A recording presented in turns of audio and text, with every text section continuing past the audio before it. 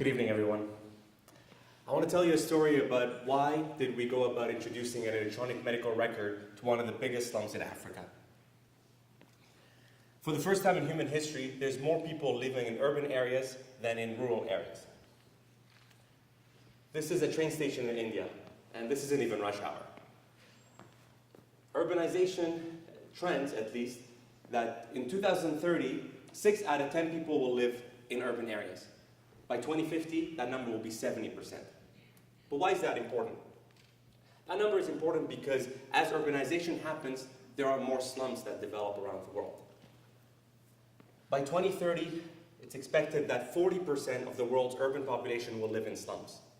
Today, 70% of Africa's population lives in slums. Now we have an idea, an emotional image in our head of what a slum is. We might think that a slum might lack clinics. They may not have diagnostic tests. They may not have pharmacies. But is that really true? This is one of the slums that our group works in. It's called Kibera. It's one of the largest slums in Africa. It's in Nairobi. Each one of these red dots is a clinic. There's about 100 clinics operating in isolation in Kibera alone. The important story here is that a woman with a baby seeking medical care for her child might go to one clinic, and that physician might tell her, you need an x-ray, and you need to leave the slum to go to a place to get an x-ray. It might be the district hospital. It might take her over 24 hours to get that x-ray. She may face a lot of difficulties because she's an illegal settler and doesn't have an ID. Comes back to the clinic, and her baby is now 48 hours later, a lot sicker. Meanwhile, just a few doors down, there's a clinic with an x-ray machine.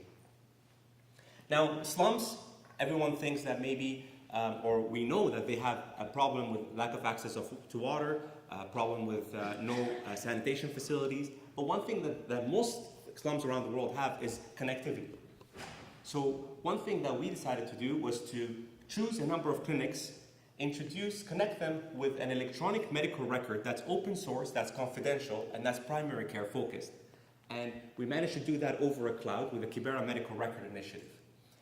In our pilot phase alone, we introduced 3 clinics with that system, and these 3 clinics alone, because of the population density, see over 100,000 patients a year.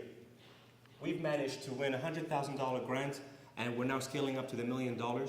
We've developed a business model that can take this idea to about 30 million people over the next 5 years, and we are looking forward to working with everybody here. Now, it's important to look at what that means.